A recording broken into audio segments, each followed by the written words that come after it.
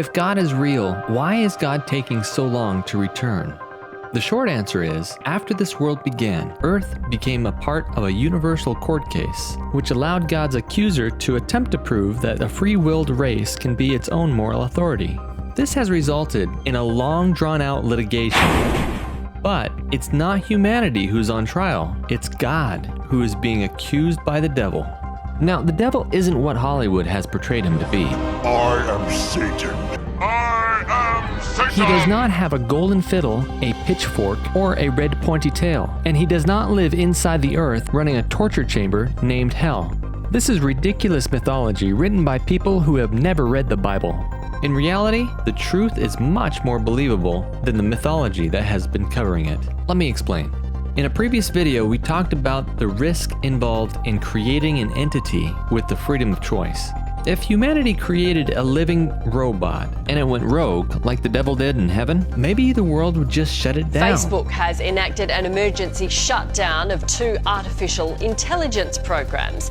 The social media giant leapt into action after it discovered the 2 programs were writing their own code. But what if you had already made millions of these sentient beings? What would your weak race of helpers think about your leadership if you decided to destroy one of them for not complying with your orders?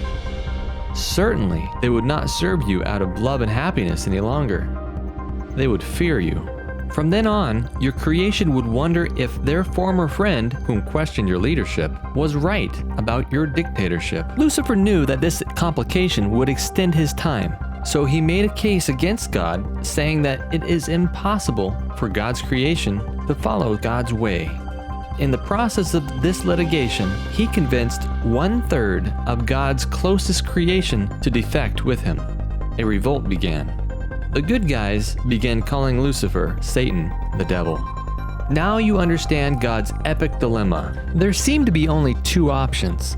Destroy the problem and ruin the harmony that exists in the kingdom, or ignore the problem and let the selfish rebellion infect the universe. Neither one of these was a solution. The only way to vindicate God was to let Satan's assumption fully play out in time under controlled conditions. The real question is, how did humanity get wrapped up in this epic dilemma? Check out my next video to find out.